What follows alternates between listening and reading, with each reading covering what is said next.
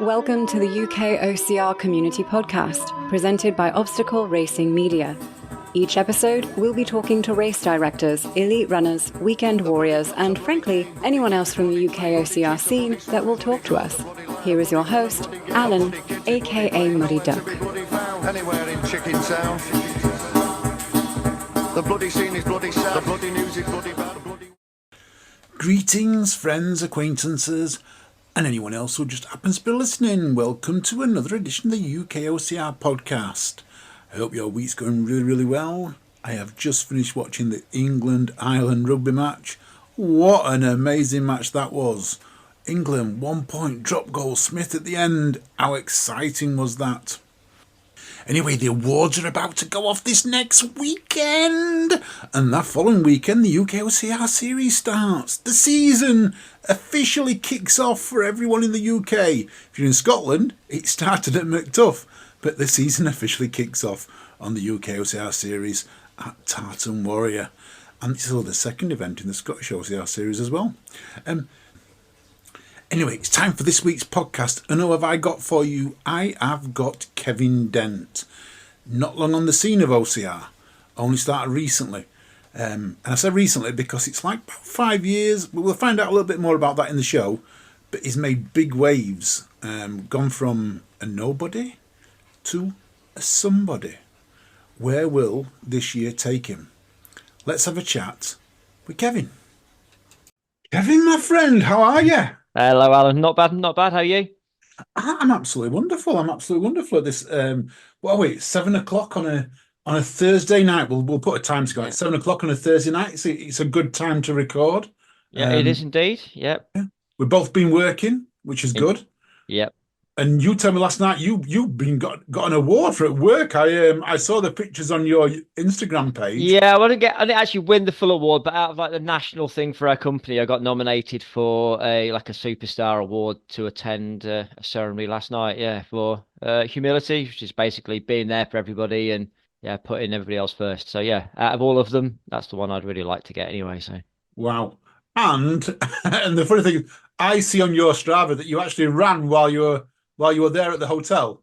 Yeah, that's right. Yeah. So I got there a little bit early yesterday and found out they had a really quite nice gym. So I had just over an hour session in the gym last night, then went to the award ceremony. Then this morning, I didn't drink last night. So I'm on your train at this, no drinking at the minute at all.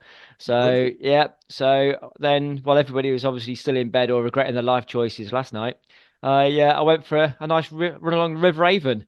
So, yeah, all the way through there, really muddy. So, yeah, managed to get 6K in this morning. So yeah, took my shoes with me. It was that muddy that I had to take my shoes off at the reception and ask the guy behind reception for a carrier bag or a bin bag to put my stuff in and walked through the halls of this very posh Grange in muddy socks. Oh, that's crazy. That's absolutely crazy.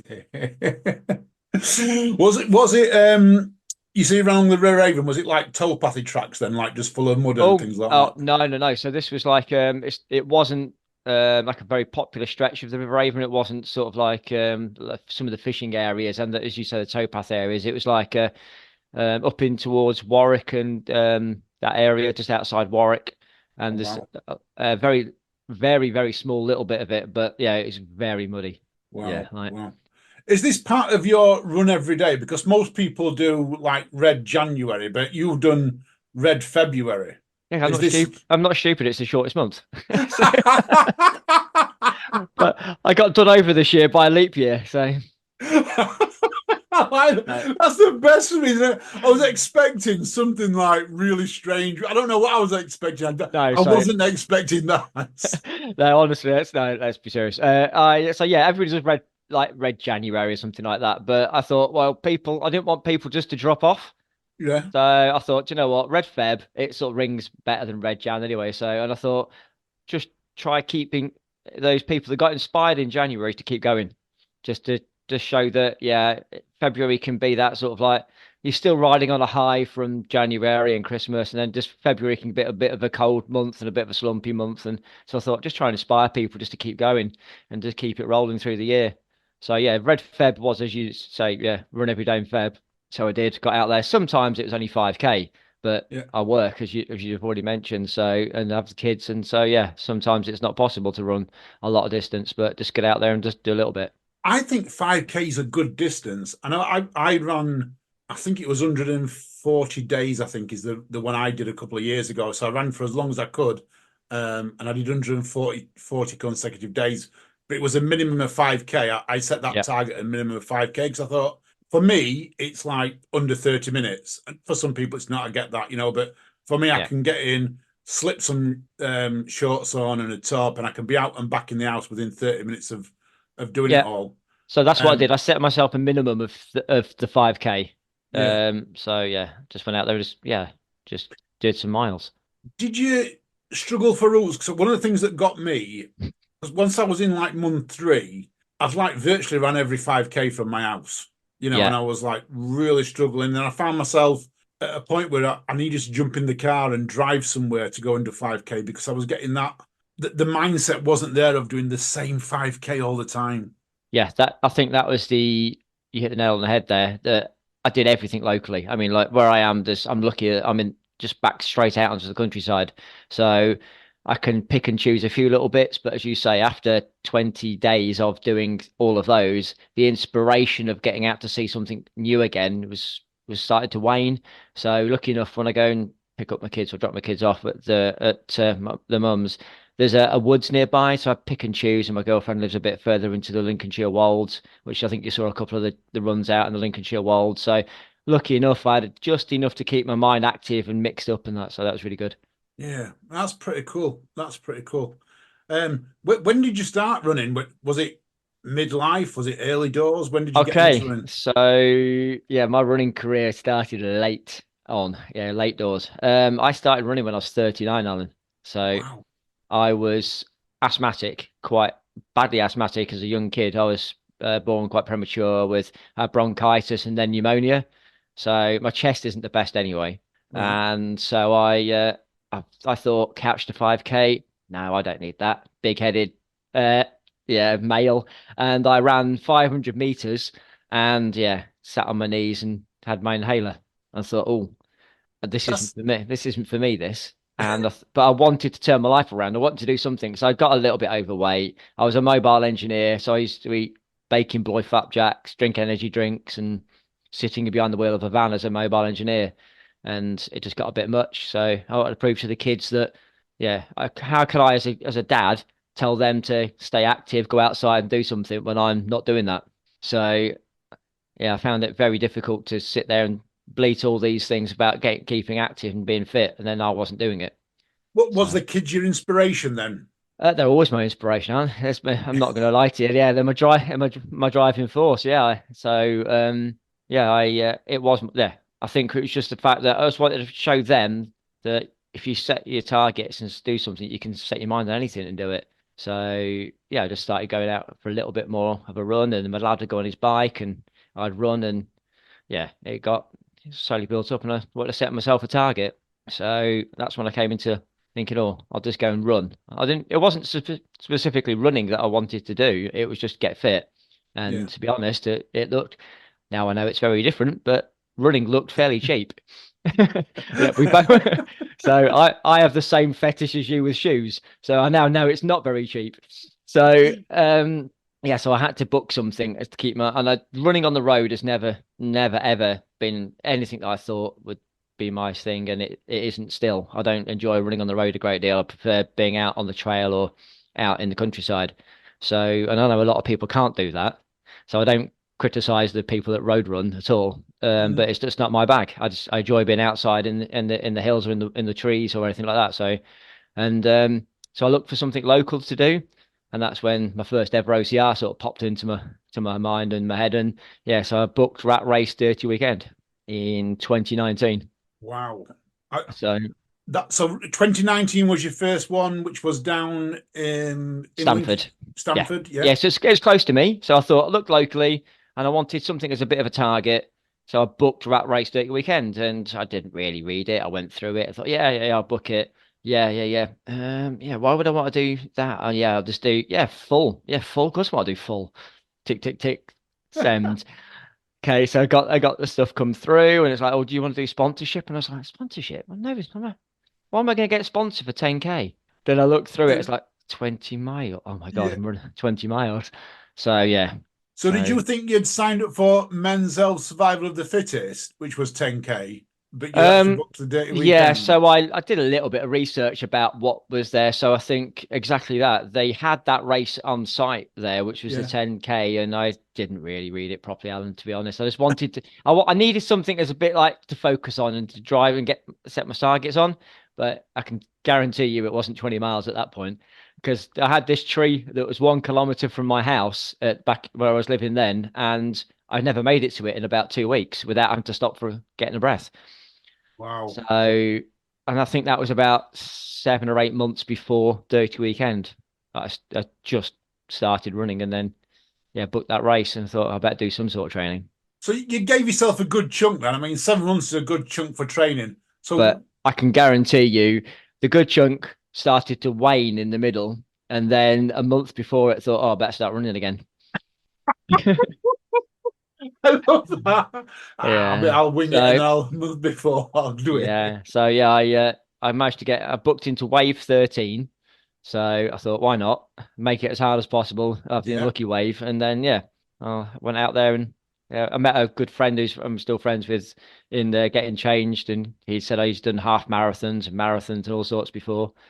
And I was a bit, oh, okay. Yeah, how much have you done, Kev? Oh, yeah, I've trained a bit, trained a bit. So Yeah. yeah, we got to mile marker 4. And just coming under the A1, I'll never forget it. And I said, Richard said, oh, look, mile 4. I went, yeah, that's the most I've ever ran. And it was. I'd only ever done 4 miles in training, ever. I'd only got up to Oh, 4 miles. And he went, Kev, there's 16 more to go. I went, yeah, I know. And he went, yeah, you've got it. And he's like, that's when he said, you've won this in your head already, haven't you? You've finished in your head. You've done it. I was like, yeah, I'm not going to not. My kids are out there. So I can't not finish. So, I was talking to someone quite recently about running actually being in your head. mhm. If your head's in the right frame of mind, you can run much further than your body Oh, actually Alan, thinks it yeah, can. yeah. So yeah, your body's far more capable of what your mind will allow it to do, and Mm, then that's yeah, without a shadow of a doubt. You've seen some of these things where people have had like car wrecked in the middle of the desert and they've walked out or something. Yeah, so you are capable of doing far more than your mind will ever let it. mm. But it is that turning that pain switch off, isn't it? So, or that just going through the wall as we call it in sports and running and that. So hitting the wall and then just kept pushing through it. Very much so. And I mean, now I'm more into ultra running. I know you've dabbled in this doing Yeah. Europe's toughest mudder. That wall comes at several different. It can come at any point. You never know when it's going to be, whether it be 10K, 20K, 30K, 40K, or even 50 miles. Hmm. That wall comes at different peaks and that. How did once you'd done the 20 miles of Rat Race Dirty Weekend? How did you feel in yourself crossing that finish line? Was you ecstatic? Was you thinking you want more? What was the thought process? So very quick story. So when I was getting ready for the wave 13, there was a couple of other lads about, and I was like, oh yeah, 20 miles is a long way, isn't it, lads? And no, not for us. I was like, "Oh, okay."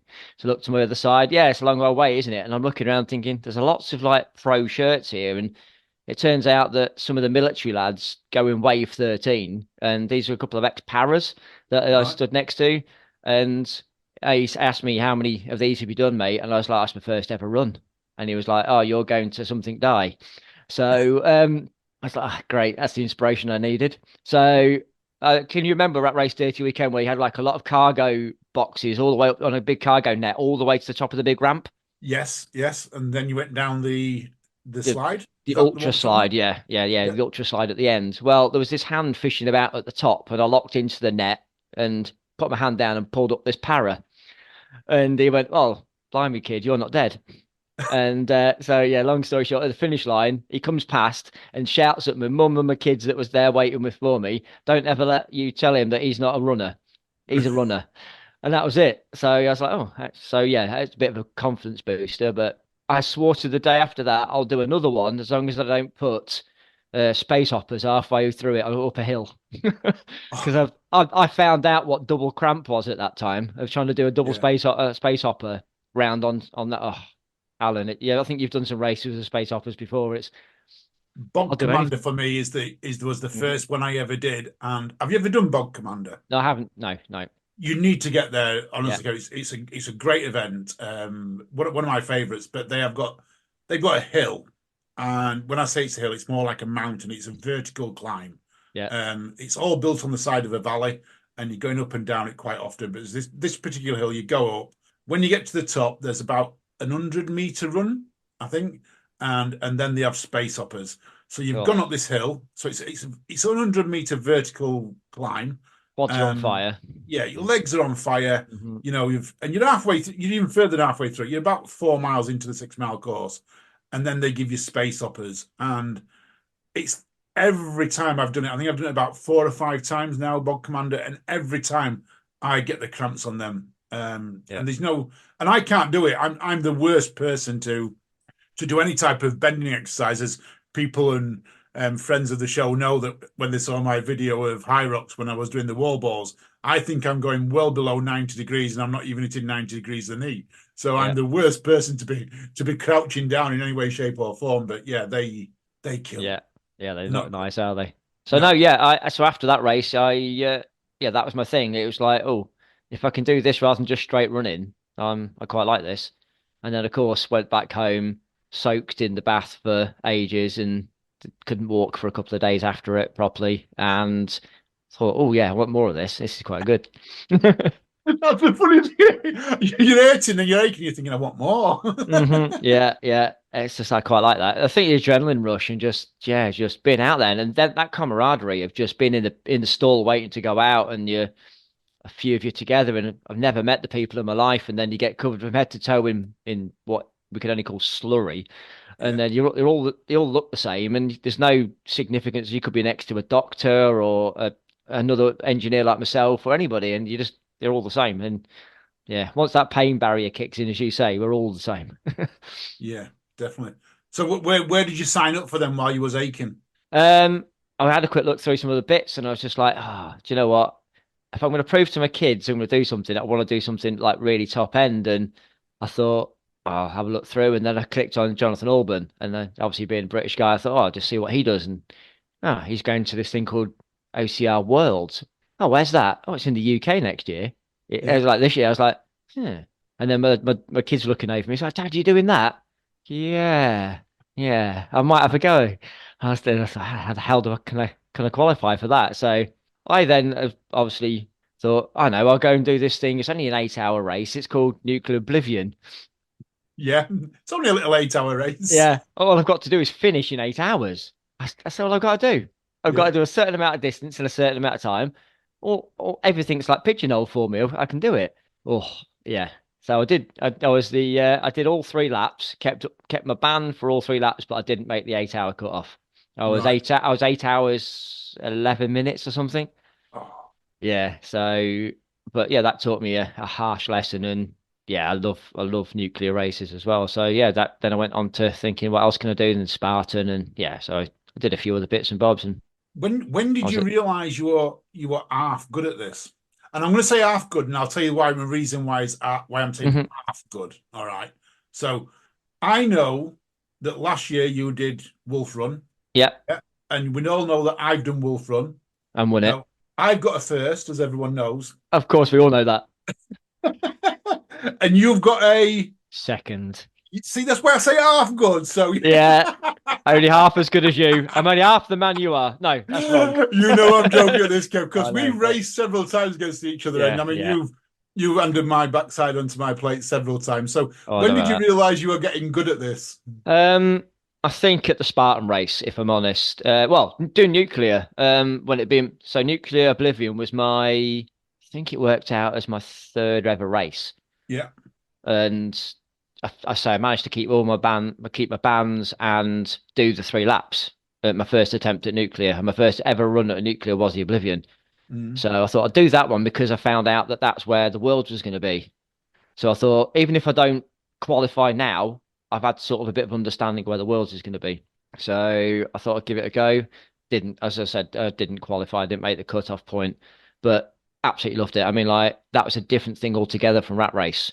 And I saw what this could actually be. And yeah, so I thought, I've done all right here actually. And then I think the Spartan was when I realized that that's pure out and out sort of like competition stuff. And I thought I'm going to have to push here. It was only a 10K. It was only, well, 15K, I think it was. So you never knew, did you, back then where you were going to be at a Spartan race? So it was it wasn't a sprint. So I didn't want to do 5K. So I thought, and it wasn't a beast. I wasn't ready for that. Although I'd done further than that in the other races.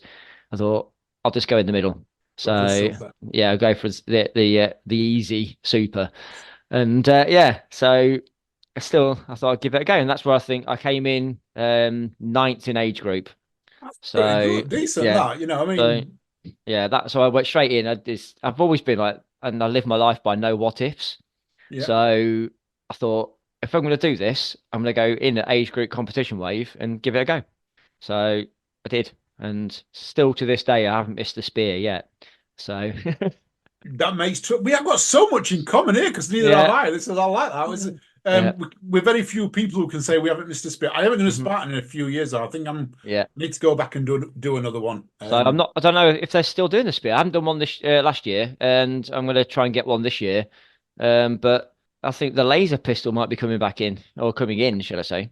Yeah, which makes it a whole different kettle of fish. I mean, I don't know what to think of the laser pistol. I know why they're doing it, but then are we advocating firearms? I don't know, and it does seem a little bit Yeah. either way. I mean, yeah, we shouldn't be really advocating throwing spears either, but you know, I don't know where I sit on the laser pistol. I know it's safe and everything else, and it's part of the pentathlon thing. Yes. So I guess that's why it's coming in. How do you feel on it? I love the spear. Yeah, Obviously, I've not missed it, but I think is it of all the things I've ever done in there, the rope, I can do a rope climb and all everything else. I'm quite good with the other stuff, but we'll come into that later with the grip and that. But um, I don't know that fear that you're almost at the end of this race and it's just one thing, and it's like I've got a t-shirt and it says I hate something burpees. That's why I train so hard. yeah. So and I do. I don't like them. So like, I was just like, you come into this thing and you've done all this effort, and you're like, this little bit of wood with with a nail in the end can stand between me and qualifying. So I think it puts the fear of God into some people that are coming up to that one thing. And yeah, I think it's the nerves and the just pulling that rope over the barrier and checking you've got everything sorted and just not knowing. And then so I learned by watching a few of the other races on TV to go to the very end one, Yeah. throw it, and be gone by the time that it actually hits it. Because the ruling states it only has to stay in the bale as long as you're in the corral. So if it falls out before you've left, you have to then do the burpees. So I threw it, hit the bale, and I was out of there. I was gone. I was already on the slope wall. Oh, I like that. I like that technique. Yeah. I've never even heard of that. Yeah, I watched Ryan Atkins and a few others, and I thought, why do they keep going to the end one? Even though it was Yeah. like a knotty string, and then somebody like Kempson or whoever was doing the commentary on, and that was like, yeah, that's because, and they explained this rule that if it hits the bale and it stays in and it starts to slip down or starts to fall out, if it doesn't touch the ground by the time you're out of the area, they can't call you back because Oh, it's stuck in. So oh, yeah, very M1, and then just launch it and go. I like that.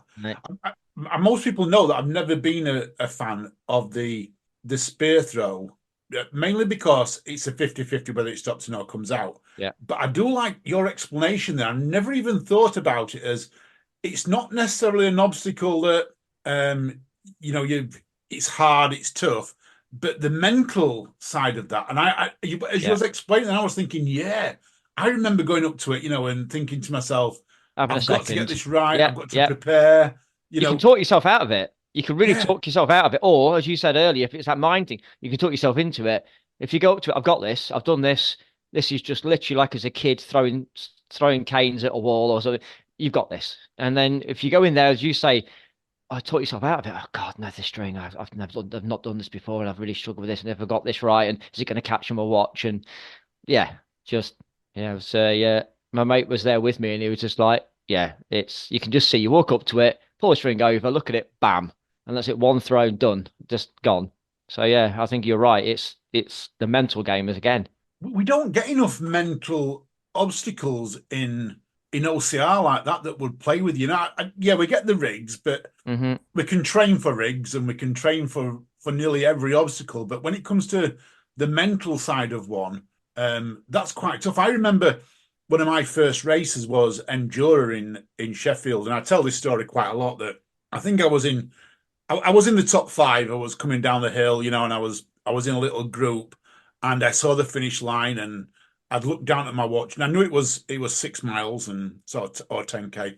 And I'm thinking, well, I've only done 5, and the finish line's in front of me. All that was in between me and the finish line was this hedge. Not a hedge, like a fence. And I'm thinking we're going to jump that fence and we're going to go straight into it, because the lines of the tape went right up to the fence. And then at the other side of the fence, you could see the tape going to the finish line. What you didn't realize that when you got up to the edge, you actually turned right, but you dropped into a little ditch and then went right and you went back up a hill. And for me, that was the most mental side of it, because it was a super steep hill, and it completely, and I lost places left, right, and centre because I just wasn't expecting it, and I was like, just blew your mind, just took your mind off it, and that was it, demoralised. And so, have you heard of a guy called Ross Edgley? Yes. That's him. So Ross, he's actually he's originally from Grantham near me, and his brother still trains at a place over in one of the gyms. So I've met his brother a few times and seen Ross in there, and he's always come up with this thing. It's called dislocated expectations, and it's about exactly that. So say we're training together, and I say, right, we've got a mile to the finish, and it's exactly what happened to you. You thought that was it, I'm done, excellent, and your mind was already at that finish line. Yeah, and you were like, oh, thank God for that. I can have a drink. I'm ready for this. And then all of a sudden, you had to bear right, and your mind was just blown. It's like you're completely thrown by that. So that's what he trains out of. It's like if you're training, you're like, right, we're doing a K up the hill, and it's like, no, half a more K, no, half a more again, and then but you're not expecting that, and then like one more for one more, and so dislocated expectation. So you train that into yourself, is to like you never give yourself a finish. It's like some of my runs will be like 5.7 something, because I don't actually run to a 5K. I'll just run till I'm done. Yeah. So I try and train that into what I'm trying to do as well, to try and get away from that. So that's completely different, because we tend to, so we do several different types of running us. So we're always trying for a distance usually. So we usually do a lot of where we live on the Pennines and that, on the edge of the Pennines. There's a lot of trails that are already set up, so you can, like, say, I'm going to do a 15-mile trail starting at Penistone, and it takes you up wherever it goes, or Dunford Bridge, it takes you. So I like the whole idea of not knowing where you're running, but I know the distance is going to be what it is, because it tells it on my watch. And then the other type of run we do is we just go out and we pick a mile and we pick a spot and we say, right, let's go to that spot, and then someone else will pick another spot and we'll go to that one and just run wherever we can. I don't know what I prefer, but you're right. When we run with picking spots, we don't know how far we're going to go, and you can be out there for 5 miles, 10 miles, or even 15 sometimes, and not even knowing. I guess, and that is a bit strange, that when you're doing that. So I might try more of that, because that sounds. So I went to the Peak District with a friend Matt, who I met at the running show from Urban Peaks, and I went to Stanage, parked up, and I had no clue I didn't even know where we were going. He said, I've got a surprise. So he picked me up from the train station, took me out to the peaks, parked at the top of Stanage. So then I realised, we're going to do along Stanage Edge or something. And we just went out, and he didn't tell me the distance. So I didn't know. I just had a couple of cube blocks on me, and actually the VJ vest that I got from yourself. So that's well used now, and just a water bottle, and just went out, and I hadn't got a clue what the conditions. I haven't got a clue on the distance, the weather. Do you know what? And it was probably one of my best training blocks I've ever had. Just going out there and just running through the peaks, like some hills, and boggy, really boggy. But it was great, and we did 15 point something K. And it was, but I didn't know. It could have been 20, could have been 40, it could have been 10. Just didn't know. And I suppose we always, when somebody says, how far do you want to go at like ETM? I would really like to go to this distance. So we still don't know what we're going to do there, even though we've trained probably half a year for it. Yeah. Let's talk ETM for a minute, because ETM was your first one last year. Yeah, my first ever my first Tough Mudder. Yeah, you first took mudder. Ninth overall, won your age Yeah, group. yeah. I mean, absolutely amazing effort. Did you set yourself a target? I did, and I didn't reach it. Yeah, I set yeah. myself, I wanted to go for 8 laps, didn't get there. Did you set yourself a target? I suppose mentally to myself, it's my first ultra, really. I'd never run anything at that distance before. Um, I wanted to do pretty good at it because I just wanted to go out there and prove to myself that I've got this in the bag. And I'd never done an ultra, and I'd always done the super sort of distances, the 10 to 15 Ks, where it's Mm. more emptying your tank, just depleting that tank within 15K as much as you can as quickly as possible, and getting around there and holding on to things. Whereas I just wanted to see how an ultra, especially doing an obstacle course ultra, have felt. So yeah, I just went out there and I knew I'm a bit of a motorsport fan, so I watched Le Mans and that sort of thing. I knew just from the pits, spending as little time in the pit as possible was going to be key to doing it. And I've analysed my pit times and that for ETM this year. So I'm going to change it up a bit, but I hadn't got an exact target because I didn't know what to expect. I've not even done a tough mudder, so I didn't know Yeah, what to expect, how it was going to work. So the hot lap, not even the hot lap, the lap at the start with no obstacles. yeah. Obviously we went out there. It was like a trail run, really nice. So I got to see the area, just got to see the obstacles, and I think I sent you that picture before when we was having a walk around of how they were going to change up one of the obstacles as well. So um, I saw a couple of extra grip obstacles which I quite like, and I thought, I'm just going to give it a go. So no, the answer is I didn't give myself a set target, just not give up. And Yeah. certain people have said to me, I haven't got that in my head anyway. I haven't got the switch. I just can't give up. I just don't, just keep going and going and going. So, Yeah. but yeah, I was quite chuffed with what came out of it, if I'm honest. And that set my sights on a few other little bits. Absolutely amazing. I were going to go further this year. You say you've analysed your pits. I've done exactly the same on this part because I went with a running buddy last year, and thank you, Yeah. Rob, for running with me. But the pit stations, because Rob likes a vape. Hmm. We were spending 5 minutes in the pits where I wanted to be. I was looking for 90 seconds. I got a great spot, and I know we tried to get spots together in the pits, didn't we? Yeah. Um, but the way they ran the pits, they're just like he was like literally you got in the queue and they gave you the next spot and you couldn't pick anyone. And I tried to save spots for I several think people. I think for some reason I think somehow at the front they classed it as the elite at the front row or the competitive wave along there. So because I'd never done it before and I was like the first of the rest of you in the queue, I was like on that second row. So for me it worked out all right because Yeah. as I'll come to it in a minute, I didn't actually go into the pits really. So No. but yeah, I did the same. I analysed it, looked at it, and I thought I can cut quite a bit of time out, I think. Yeah, So I mean, I think you was only one behind me, weren't you? yeah, yeah. But I was at the front, so really I could have been in the pits for like 60 seconds maximum because I got little tubs out me. So every lap, I got 7 tubs out. Because like I say, I was looking for 7 pit stations, trying to get 8 laps out there. So Yeah. I got a little tub which contained a cheer charge. The name of a few of my things is a cheer charge. It had some a mountain fuel gel in there Yeah. and I think number 2, 4, and 6 all contain paracetamol, and the odd numbers 1, 3, 5, and 7 all contain salt tablets. Okay. So, Yeah. and then there was the water on the side. I had water bottles, which I knew I could just then Hmm. just quickly drink out of every one. So I was really prepared for really fast pit stops. Yeah. Didn't work that way for me. What, No. what was your pit stops like then, or lack of them, shall we say? Yeah. So I made my own concoction up of food wise. I did saurine malt loaf, but the banana one, Right. chopped into slices, peanut butter in the middle, then chopped into little cubes as sandwiches, put in a tray, like a takeaway tray, maple syrup over the top of it. Oh So, wow. and let it soak in because maple syrup's an anti-inflammatory, natural anti-inflammatory, and it's obviously high. It's got sugars and that in there.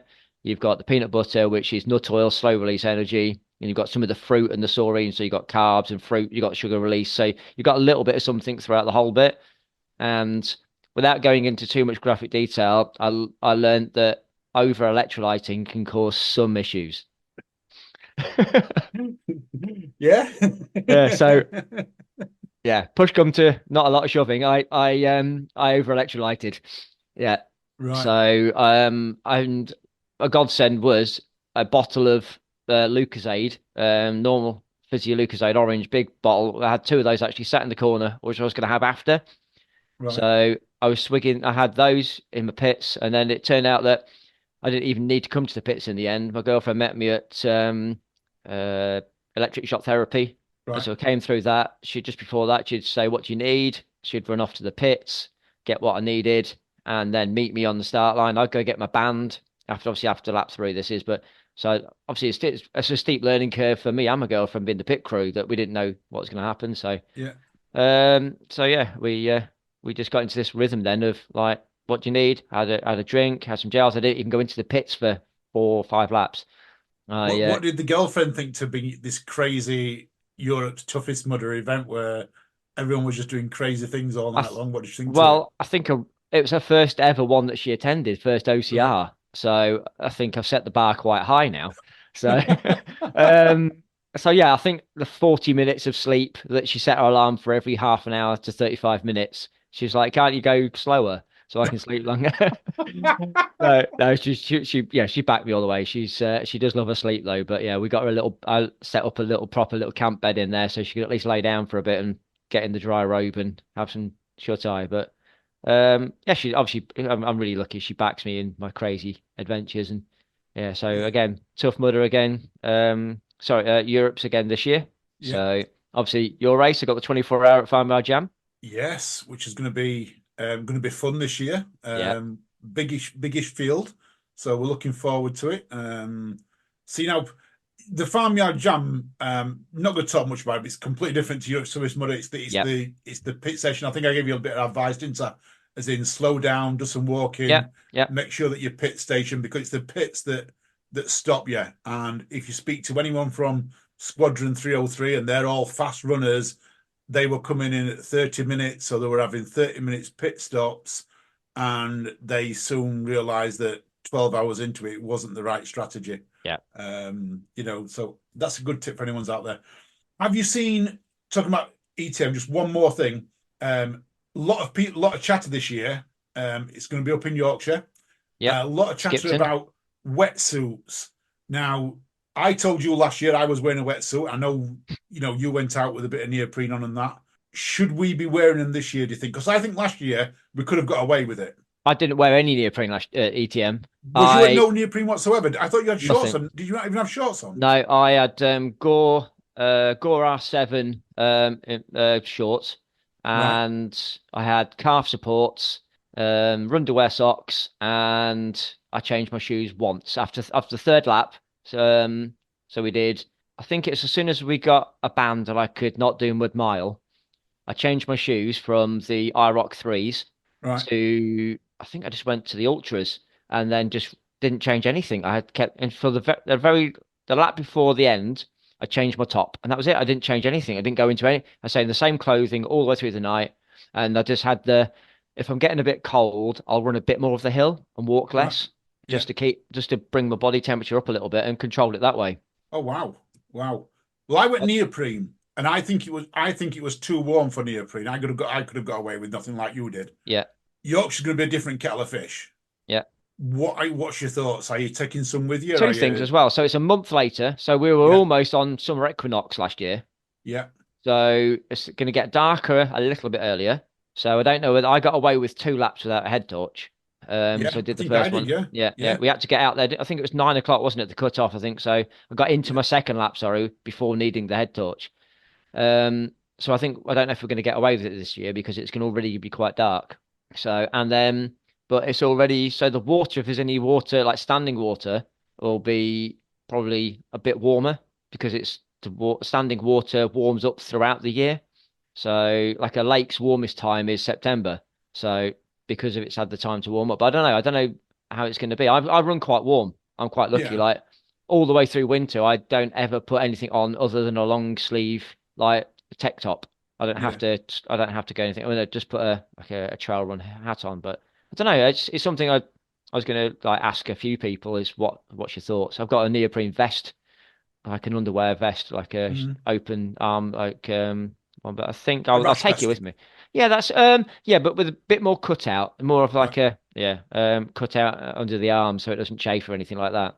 Okay. So more of like a stand-up paddleboard vest. That's what they call it. Right. So Okay. with Very good. a zip front, so I can control the temperature with the zip at the front. Yeah, that was one of the good things I've got on mine because mine's a proper running wetsuit that the Yeah. zips at the front, so it's much easier to cool down Hmm. when it does get too hot. So that's cool. So you've never been to Yorkshire, so Yorkshire's because like I said last year, UTM was your first Tough Mudder and that. Yeah. Have you maybe have you gone back and done another Tough Mudder in the interim as a little more tested to try and see Nothing what they're yet. going to be like? So nothing yet. So I've just booked into Infinity.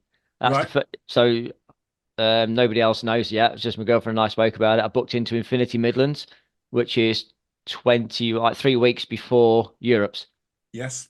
That'd be a good So test. yeah, exactly that. So my thoughts are that, and I think everybody knows I've spoken to before. I am going to Worlds this year, Right. over in Florida, and so I want to. So at Infinity, if you get 75K, Yeah. then you're already a elite contender.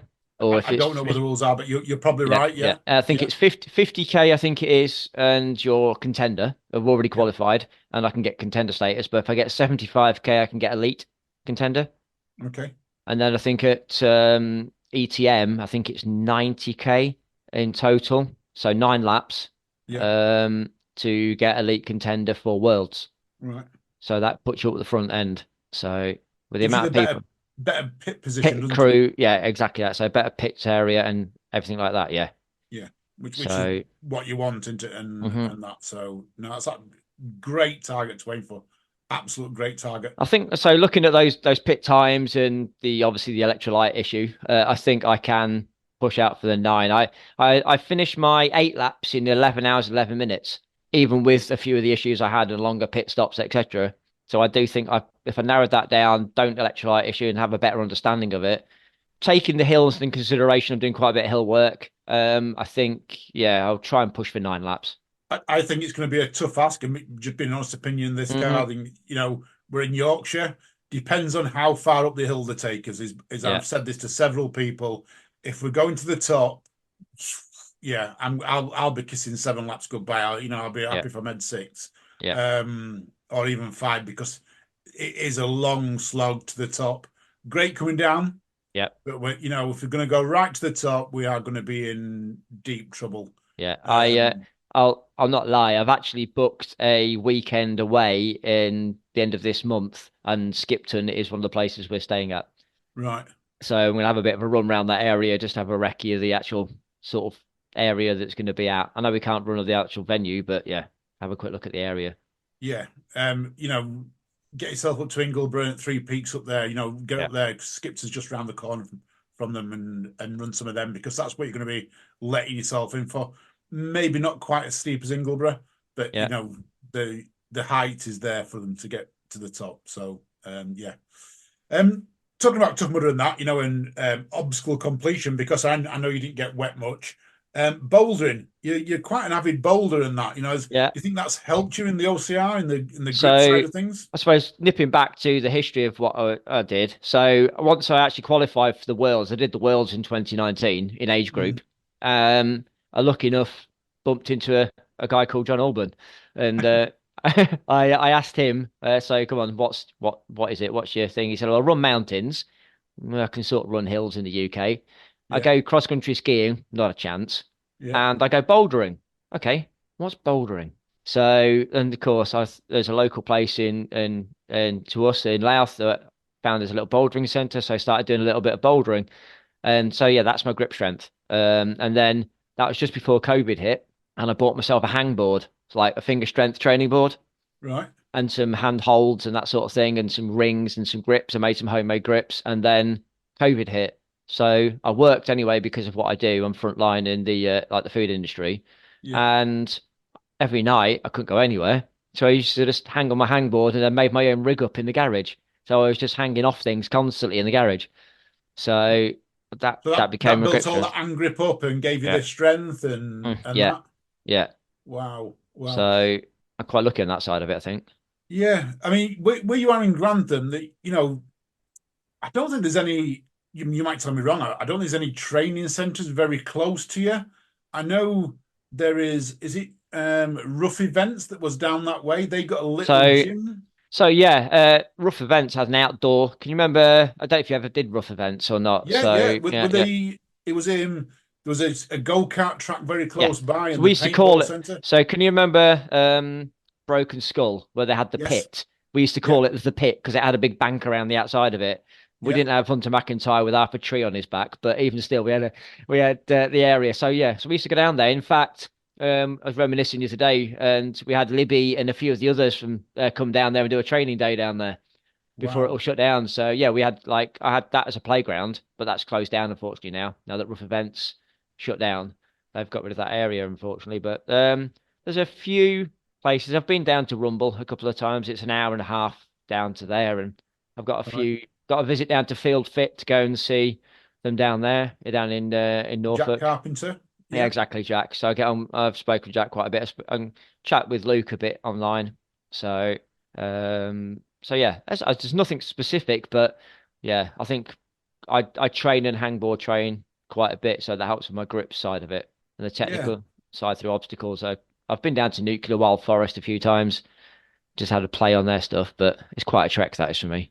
Yeah, well, that's like everywhere down Yeah. not far for us, is it? See, it always seems to hmm trek down to London, and we're losing more events up here, hmm and things like that. It seems we've got to travel much more now than whatever we used to do. So yeah, let's just talk about your Instagram and what's going to now become your YouTube channel in this Yeah. Dad Does. Yeah. We talked about your kids being an inspiration earlier on. Is this what this was set up for? Twofold, yes, for that. And I'm a mental health first aider and coach at work.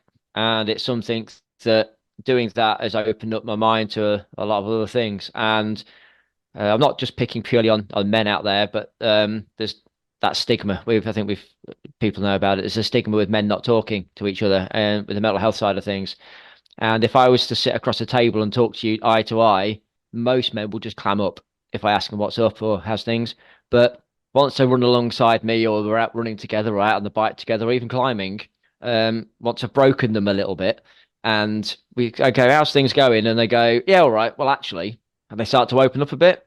So the idea was that it's called This Dad Does because this dad does. And I want to get to show that other dads can do it. So that's the idea of the channel is to start going along, just showing people that I can do it and that you need a little bit of time to yourselves just to get out there and do it because we all work like 9 to 5 jobs or whatever we do, work nights, come home, do the family thing, and never really get time to sort of like look after yourself a bit. So it's more along those sort of lines and just to show what I do in my just day. I think it's called This Dad Does Adventures in Life. So just everyday thing, everyday dad that goes out and does these stupid things at a weekend and why not come and join me?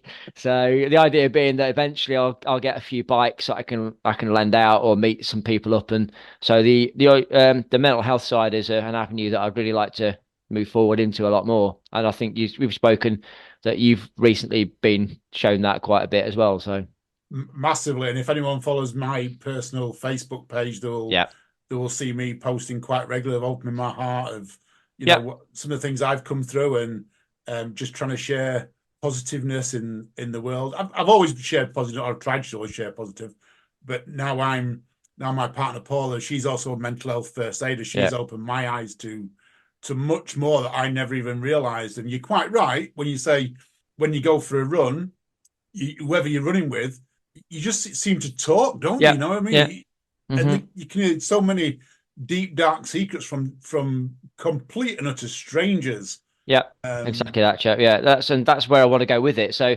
it's not really just to say that this dad does and it's highlighting me. It's just to show that a dad can.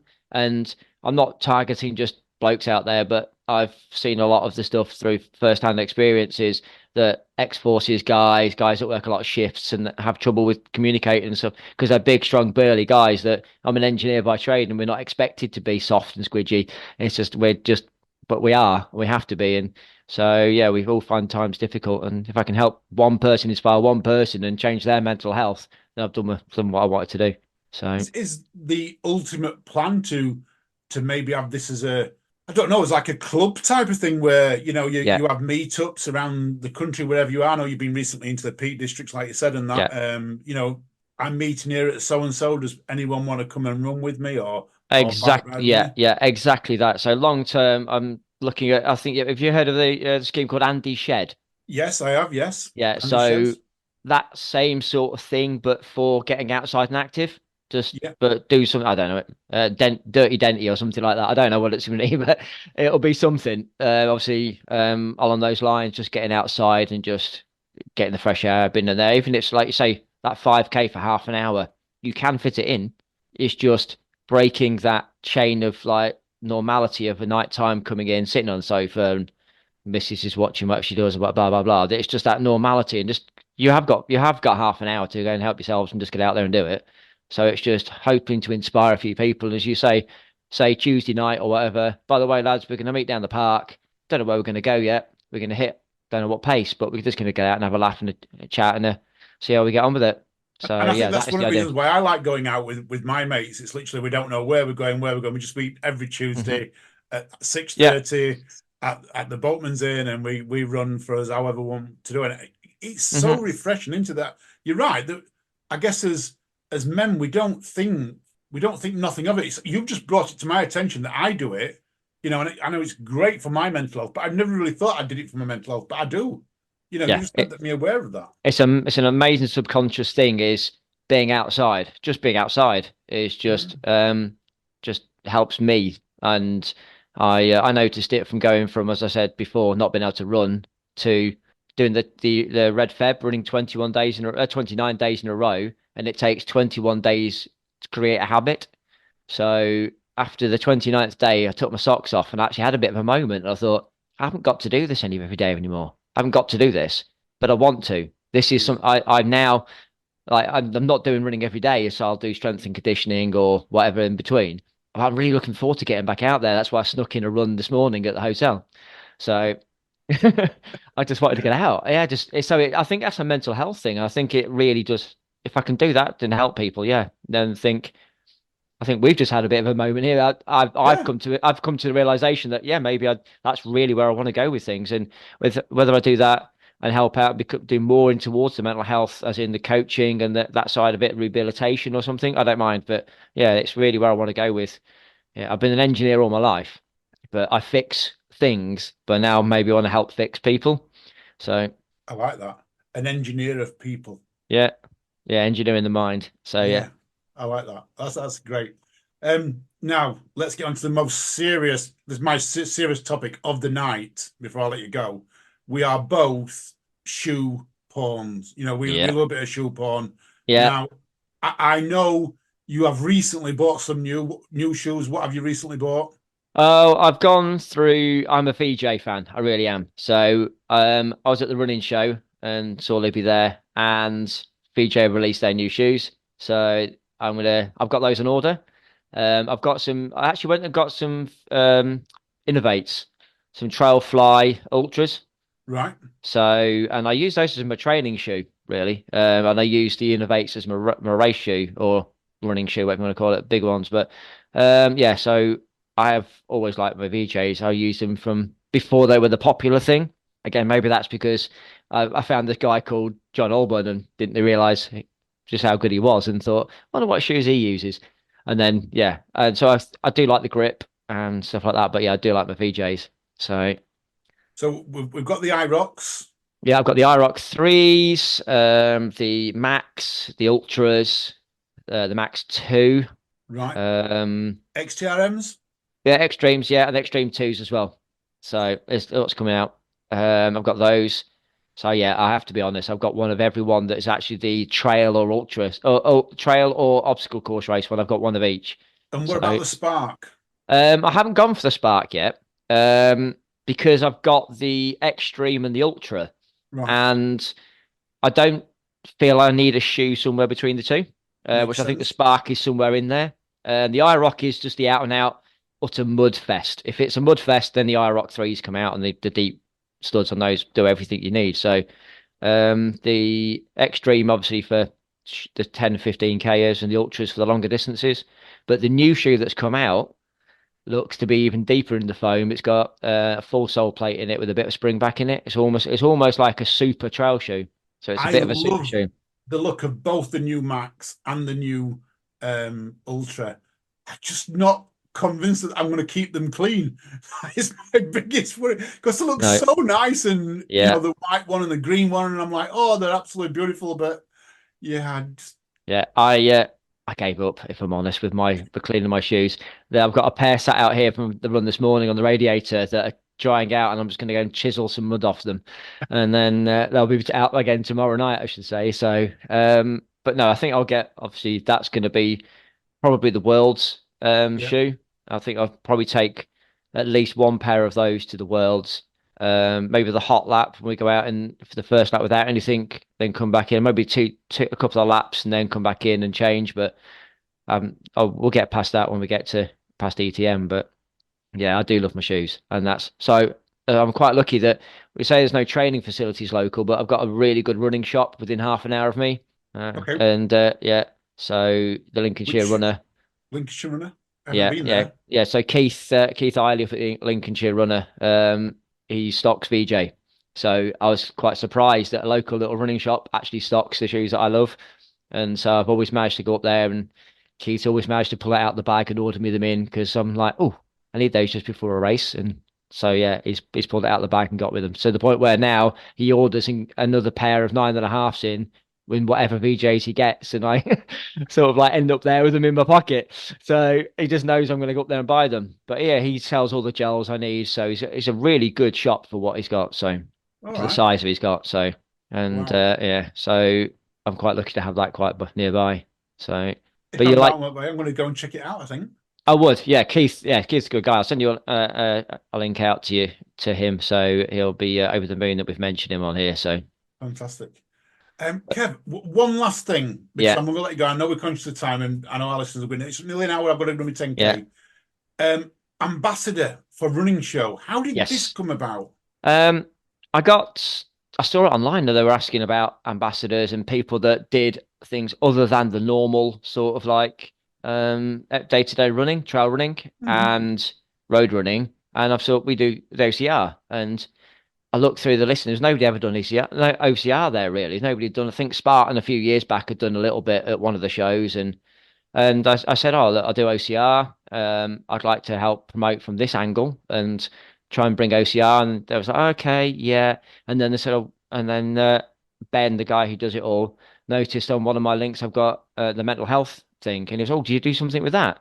Yeah, so that's what they're trying to do a bit more of that to promote that Yeah. side of it. And so, as part of the ambassador role, you actually speak with other ambassadors and other people that are within the sport about doing what we do, about why I want to do this. Hence, going into the This Dad Does and doing and then the ambassador is about promoting your side of the sport and the other things you can bring to it, like the mental health gains that we all get from it. And that's something we're going to push over the next year into the next one. This so Mind are going to be there as well. It's one of the charities that are going to be at the National Running Show next year. Wow. So yeah, we're going to push a little bit along those sort of lines. So I do the outdoor show as well. So again, outdoor and active is one of my key things, and it just happened to be one of their actual key phrases. So I used it on one of my hashtags on one of my things, and they messaged me going, "Really like what you do. Would you like to come and do some more as well as the running show?" So Awesome. yeah, so quite lucky to be that. So yeah, just happened to be meet up with Mo Farah last time I was at the running this year at the running show. He was in. I was out in the back in the VIP section, lucky enough as part of the ambassador bit, and Mo just happened to be walking past. So got a quick chat and say hello with Mo Farah. And did you convince him to come and do ETM with you? I don't think he's going to do ETM. So I don't think he's gonna. I don't think he's gonna keep those vapor flies very clean, is he? So No, the it's ultra. not. So but no, I think there's a lot of shoes coming out. So yeah, I think the super shoe coming into the market with a few of the brands now. So to talk about the Vaporflies now. So I think seems how that's creeping in. So I think people are going to bring that in. But I saw a lot of new shoes coming out at the running show that are going to come out this year. Do you So think this super shoe is going to come into trail running? Because at the minute we don't, it's not really made a big impact. I know New Balance have done one that's got this foam that's rebounding foam on one, Yeah. because my mate Jamie's got one, but I none think of the big ones, like I don't think Innovates do it with their new ones, and neither do VJ at this moment in time. Do you think it's gonna come in? so. VJ are almost classing it as almost like an ultra shoe. They're sorry, the super shoe, aren't they? It's the superest of the shoes, as they put it. I think is how Yeah. it's gone. So, I think Adidas do a trail shoe that's got a little bit of is it the nitrite of the nitrile air in Mm. it, which has got a high rebound rate with a plate in it. Um, But they're very can mild. They're very mild yeah, shoes, yeah. aren't they? In terms Yeah, of it's not like your 6%ers or your 4%ers or anything like that. But can we use that? Because I know for a fact it's as long as your gate's correct and you're in line, you're going to get something rebound. But just I don't know if we got it on video. I'm leaning over here. So imagine if we're on a berm or we catch a foot at a bit of an angle on a stone, then it shoots our ankle, the rock like back into our other leg. Or we don't want the rebound. I don't think. I think. I think. I think we want the cushioning, but we don't want any rebound because for me, I imagine like jumping up a slightly off angle from rock to rock or something, and then you're getting kicked out the other way, and your foot's at a bit of an angle. I can't see how in our game it's going to be any use. I've run in Alpha Flies, and Okay, and the rebound. If is it faster? Yes. Yeah. I'm going straight away. I'm going to say it's faster. I've run some of my fastest 5 and 10Ks in them that I've run in a long time. yeah, So yeah, I know that they help you run faster. I don't think you feel the rebound effect. So I don't think it's like, as you put then you one yeah, foot's on a camber, it's going to bounce back into the foot. I think it would only help. You're right when your gait is more pure. yeah, yeah. Um, Repetitive of that gate. I think if you in our hobby, we know let's be honest, we call ourselves runners, but in a 10K, we've got 25 obstacles. We're not running that much. no. We're running between obstacles. So, and a lot of that is either, as you say, it's undulating terrain. So our gait constantly changes. And so we're in and out of it. We never keep the same cadence. So I can only think with that sort of shoe, I've never run in one, the super shoe, but I can only think that you want your gait the same, your cadence to be fairly equal, and then you can build that rhythm. And I think that's where you're going to get that gain from in a super shoe. But I can't think of, yeah, for me, no, I won't be going into a super shoe and that sort of thing. Like, in fact, I've actually been looking at doing something the other way. Is like I've been looking at some the minimalist like open toe Vibram things when I was All at the right. running show just to see what they feel like. So I've heard a lot of people talking about, barefoot running and things like that. And I had a guest on about 12 months ago that talked about barefoot running, yeah, and it sounds absolutely amazing. I just don't think my feet would handle it at my age. yeah. So They're too soft. I've done some barefoot climbing Right. in Fontainebleau in France and out on the rocks, and yeah, that's quite good because you need to feel all the little bits. So, and I think it teaches you to be very precise with your foot placement. So often when you've got climbing shoes on, you just scuff against the wall and put your foot anywhere just to get up. Whereas Yeah. when you've got no shoes on, it teaches you to be very careful and delicate with that foot placement. And when you go back to shoes, that helps. So I'm just wondering if that would, I don't know. I don't know. I'm just thinking outside the box of like how to work on foot play. I've never been one for being scared of bombing down a big hill. No. So And one of my most favorite shoes, and I say so long, was Innovate Bear Grips, which were literally a tractor tire tread and the minimalist upper you could ever find. yeah, And they were some of my greatest shoes when I used to race that yeah. I ever had. So I guess there's probably a lot out there for, zero cushioning, zero drop, But just yeah. But as you say, could you see yourself doing ETM in those now without shin splints or knee or hip issues? I couldn't see me doing park running. Yeah, exactly. Yeah. Mate. So, Okay. It's been a pleasure speaking to you. and Before I let yourself. you go, just tell our listeners where they can find you on Instagram and YouTube. Yeah, so it's as you mentioned earlier, it's this dad does on YouTube. It's this underscore dad underscore does on Instagram, and just on Facebook, Kevin Dent. Just hit me up. Anybody out there? I mean it. If you just need to chat, just want to go out and meet up for a run and have a chat or just do anything, then yeah, just hit me up and speak to me and come find me at a race. I'm fairly new to this. The Worlds was my fifth ever race. And so ETN was probably about my only 10th ever race. So I'm fairly still new to the running game, I think, in my head. So, and I still don't class myself as a runner. So please come out there, give me some advice. I've had James Burton telling me about Worlds, and he scared the bejesus out of me about if he can cramp up and not do so well at the Worlds. I'm a bit, yeah, a little bit worried about the World, to be honest. If James can't get round and do the 100-milers that he was after. So, and I know he's got it in him, but yeah, his legs are seizing up, bless him, this year. So we shall see. We shall see. But yeah, please just contact me, and I look forward to seeing you at your race in May. Is it May? May. Yeah, 18th of May.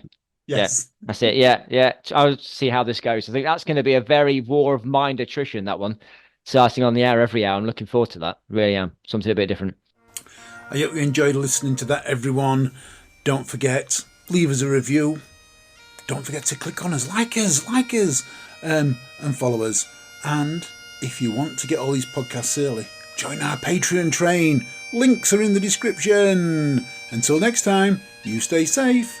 Bye.